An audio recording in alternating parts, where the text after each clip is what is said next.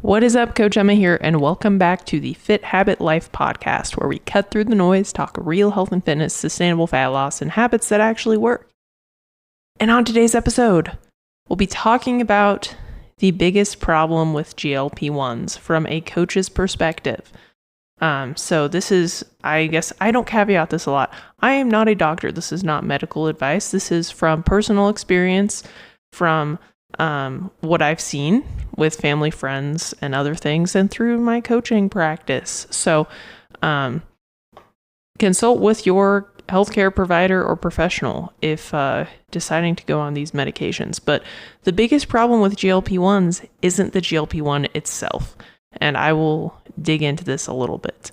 But before we dig in, I just wanted to thank you for listening. If you've been enjoying the show, if you could rate the show, share the show, or subscribe to the podcast, because that just helps me get in front of more people, which helps me help more people, which is the goal of the show. So anyway, so first off, what is a GLP-1? These are really, really common, and you've probably heard of them before. If you haven't, no offense, but you're probably living under a rock. Or you've heard it by other names. So a GLP-1 is a type of peptide, glucagon-like peptide. And it's a thing that your body actually naturally produces, but there are, I guess they're like pharmaceutical medications, but they're not medications because they're peptides that can help increase your body's production of GLP-1s. And so common names are Wegovy, semaglutide, Ozempic. Then there's tirzepatide, which is a double agonist GLP-1. There is retatrutide, which is, and these are the peptide names themselves. So semaglutide, tirzepatide, retatrutide. And then I forgot the brand names of those. I have a lot of clients that have been on them. They've used the compounding pharmacies, and they've gone through like their provider to do that instead of taking the pharmacological versions of them, like the Wegovy and the Ozempic and the other names I can't think of. But basically, it's an injection. I think they're trying to develop an oral medication. I don't know if they have yet, but it's commonly known as the new weight loss drug. So that's why, like, most people have heard of it at this point. Most people know somebody who's been on it or suspected somebody who's been on it. And it's just part of this day and age nowadays. So, and a lot of people are blaming those peptides for things like hair loss, just nutrient deficiencies, muscle loss, kind of undernourished, like really sickly kind of look, low energy, digestive issues, and other things. And usually it's not the medication itself, it's not the peptide itself, it's what the people on the peptide are not doing that is contributing to a lot of those issues. So, and here's the biggest pitfalls that I've seen from a coach, which is why if you have not changed your lifestyle yet, I highly recommend hiring a coach while you're on it. It does not have to be me. It could be any coach. And if you're looking for a coach and you're like, hey, I don't really like you, hopefully that's not the case if you're listening to my podcast. But if that is the case, I know a bunch of other coaches that would be really awesome to work with. So just let me know, or you can look at the coaches that I'm following and you can hit me up and be like, hey, I was thinking of hiring this person. I'd be like, red flag, not a good. Some people that I follow because I don't want to do what they do and I want to see what they're talking about so I can kind of debunk it, so to speak. So for the most part, who I'm following, probably a good coach, but just double check with me if you trust me and I can send you the right way. But yeah, a lot of people going on these peptides, they don't have the healthy habits established that I talk about a lot. A lot of people going on these peptides are looking for a quick fix and haven't changed their lifestyle. They don't train, so they don't lift weights. They don't focus on diet quality. They don't track their food. They've never tracked their food. They don't pay attention to their protein intake or fiber intake. They don't focus on hydration. they're maybe not prioritizing sleep as much as they should. And so what happens is when you go on a GLP-1, it makes you not hungry. So people just eat way less. It can also just blunt a lot of natural signals like thirst. Like a lot of people just are less thirsty. They have to be more intentional about it. And again, it's not the drug itself that's the problem. It's the people that are taking it. They're not doing the things that we need to do to maintain muscle, which is what causes that osteoporosis, sarcopenia, muscle loss, kind of weakness and low energy. They're not paying attention to how much they're eating, and they're probably cutting calories by quite a bit, and they're just not hungry. I've met people who have told me, yeah, I just don't want to eat anymore, and it's just so easy. I'm losing all this weight. I'm like, ugh, that hurts me because I know you're losing weight. Yeah, you're losing body fat, but you're also losing a lot of muscle mass. And you not eating is probably causing a bunch of other issues that you don't recognize. If you're not getting enough micronutrients, your body's not going to be functioning optimally. And that can cause a whole slew of other things. So that's what tends to be the problem is people who are taking these are already not aware of what they're doing, or their lifestyle, or training. Like maybe they're not super active. And so they're taking these medications and then they're just not eating. And so, yeah, they're losing a lot of weight really quickly, but then they're losing hair because they're malnourished. They're losing muscle mass because they're not telling their body to keep it. And they're losing energy. They're feeling sick and ill and tired. They're developing digestive issues, and there's all sorts of other things. And it's because they're not doing the basics. So really, GLP-1s are not bad. I know people who have been on it, and I know people who started it, but then also hired a coach at the same time because they knew they also needed accountability and help on that side too. And they saw tremendous progress. I had somebody on my podcast, his name's Jamie, I forgot his last name, but he lost, oh my goodness, I think it was well over 200 pounds on a GLP-1, but he also lifted weights, also focused on protein, also focused on improving his diet quality. And so he built muscle and lost body fat. And now he became a trainer, which is awesome because his story probably speaks to so many people, and he knows exactly what people went through to get to that place. So I've seen people go that route, and then I've seen other people. I have a friend, and she has done all of the lifestyle things, and she lost a tremendous amount of weight, but she still was really struggling with food noise, which is a common thing. And some people are like, there's no such thing as food noise. I'm like, I'd say probably most of the population that says they have food noise, they're just not eating enough protein and fiber and maybe not eating enough calories. So their body's craving really hyper palatable foods. But then there's some people who maybe used food as a coping mechanism in the past, and they have really strong urges to eat really tasty, calorie dense, not necessarily nutrient dense foods. And for them, having something like a GLP-1 can be a game changer. And so she, after decades of trying to do it on her own, she went on one, and it's helped her tremendously. And so again, there are some people that it can work really well with, but the people that I've seen it doesn't work well with are the ones that are just trying to lose weight quickly and not change their lifestyle, not change their habits and behaviors that got them into the place they are in now. And so what happens is when they go off the medication, they gain a lot of weight back. And most of it's not muscle. Most of it's body fat. Because when you go off the GLP-1, all those hunger signals and cravings come back, and you still have the same behaviors you had before if you haven't been trying to change them or worked on them. And so, yeah, you go off of it. Well, you go back to what you were doing before, you're going to go back to where you were before, but actually worse off because you probably lost a lot of muscle and your resting metabolic rate probably decreased quite a bit. So if you are on one and you're like, well, I don't want that to happen to me, or you're like, well, I'm kind of considering going on one, what would be beneficial? Well, let me tell you. So, number one, prioritize protein. I know, like I talk about now, like I talk about a lot, how like protein's kind of overhyped. And for some people it is. For some people it's like people like me who are eating 220 grams a day, who are about like 180 pounds at the time. Like that's way too much. I probably only needed about 150 grams a day. And that those extra calories I was putting towards protein, I could have put towards carbohydrates to improve my performance. But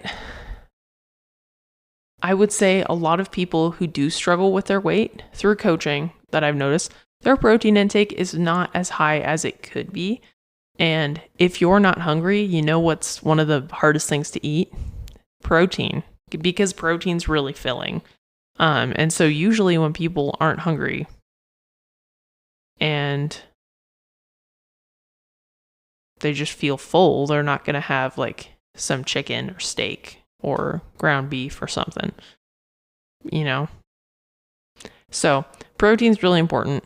And I've noticed with people on GLP-1s, it tends to be harder for them to eat it. So prioritizing protein, and really you don't need 1 gram per pound of body weight. You need about 0.8 grams. You can even get away with 0.7 grams per pound.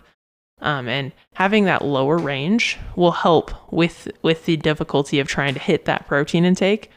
Like if you're, I'll use myself as an example. I think I was 173.8 pounds today or whatever. So about 0.8 of that is probably about 135 grams. So that's what I would give a client. That was my weight. And that would help you maintain muscle and not lose any. The other important thing that you need to be doing is lifting weights. You need to be strength training. You need to be sending a signal to the body to adapt or maintain that tissue that you already have. If you have been strength training consistently and you go on a GLP-1, the probability of you building more muscle tissue is very small. But if you've never strength trained before, you probably will build some muscle. So, yeah. The strength training will send a signal to the body to build muscle or maintain muscle that you already have, because in order for your body to be able to handle activity like that, it has to have muscle mass. Because when you're training, you're telling your body like, hey, I need to do these hard things and I need to be stronger. And what makes you stronger? More muscle. So that's why like lifting heavy and trying to get really strong is a great way to get lean and toned, because if you're trying to lift heavy stuff off the ground, like you need muscle, and muscle makes you look toned.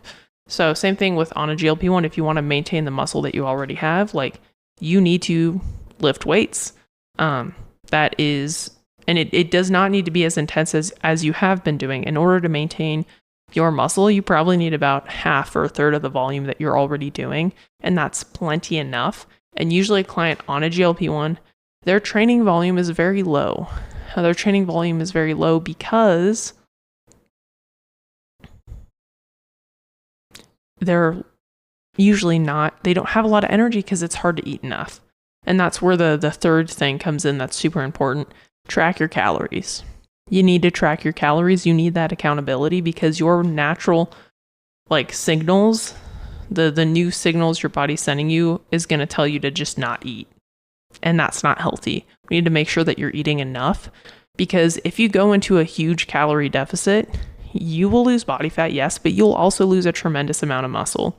So making sure that you're eating enough.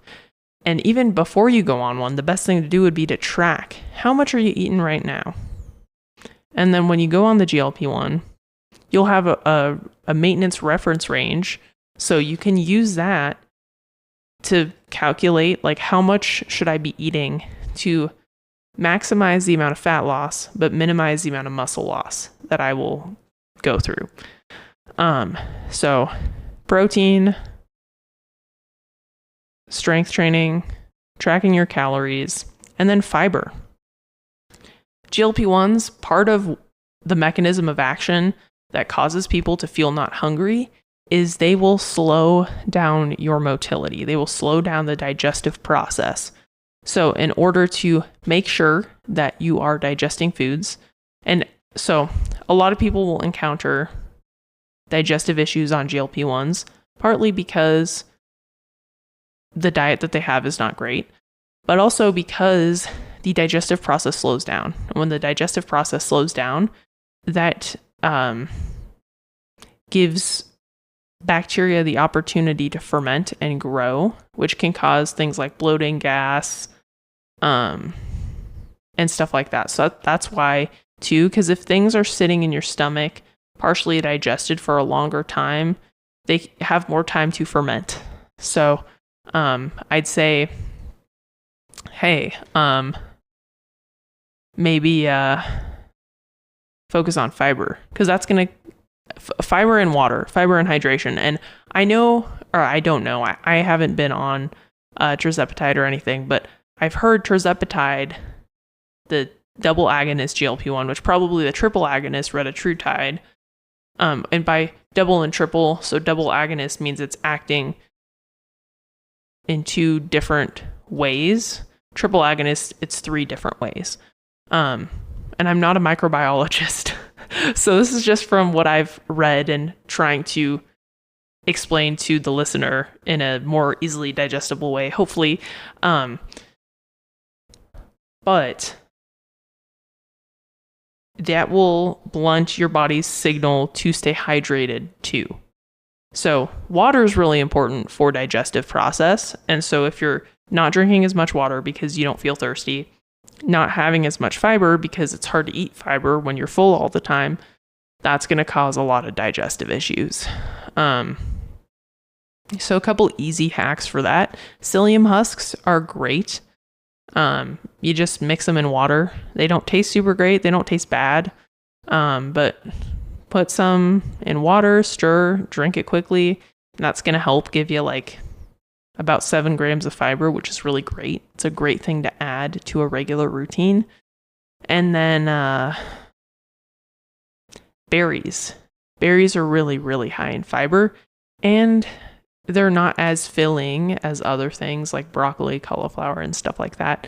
I'd say like if you're on a GLP-1, smoothies. Like have fruit smoothies with a scoop or 2 of protein powder in there. That's going to help a lot. It's going to make it easier to eat the amount of food that you need and get more calories in so you're not eating too low of calories so you can maintain that muscle mass. And then it'll also kind of keep you hydrated-ish because there is water in fruit. So it's kind of a twofer.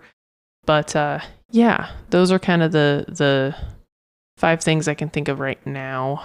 Off the top of my head, I did a post about this a month and a half ago or so. And I thought it would be good to talk about on the podcast. Because again, like GLP-1s aren't the problem. It's just a lot of people on the GLP-1 aren't doing the basics that I talk about all the time on here, like protein, calories, fiber, hydration, strength training, sleep, stress management. And again, if you're eating too low, not training, not eating enough protein, not eating enough fiber, not staying hydrated enough, you're going to have all those problems that people on GLP-1s have. And it's not the GLP-1, it's the habits that you have that are contributing to those issues. And not a doctor again, but something I like to think of is doing the least to elicit the most amount of change. And so the least minimal effective dose. And so what that will look like per person really depends. But if you can work with a more like functional type doctor who can prescribe like specific dosages of the GLP-1s, I would do that. I would do that because the part of my issue with a lot of the pharmaceutical versions of these is there's just like one protocol for everybody and there's not a specific dose. And so there might be a dose that you feel great on that you can't get through the pharmacy, through like a traditional doctor, but you can get through like a compounding pharmacy if the compounding pharmacy works with a good doctor and medical professional. And some of the doctors that I've seen do this the best, they start with the lowest dose possible and build you up to a dose until you start to have some maybe negative side effects and then bring you back down. Because basically what most people who are on it want is the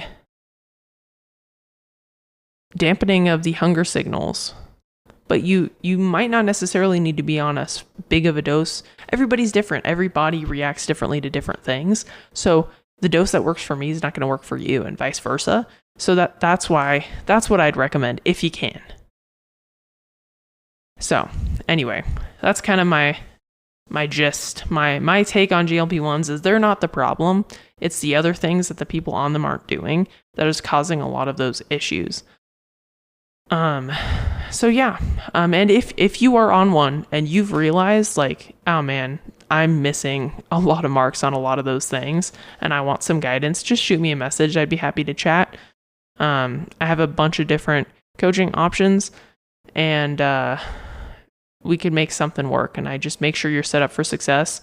And if you're like, hey, no, this is good enough for me, I got it, got this dialed in, awesome. I'm glad. Hope this was helpful. And please rate the show and share the show if that's the case. Again, that just helps me debunk a lot of the crap out there. There's people that say wild stuff all the time on the internet, and it's so frustrating. People who aren't coaches, people who think they're coaches, but they've only transformed their own body, people who have never actually worked with a person before, people who don't work with people anymore saying wild stuff. So anyway, please help me get the no BS fitness message in front of more people. So anyway, hope you all have a great rest of your day, and I'll catch you on the next one. Peace.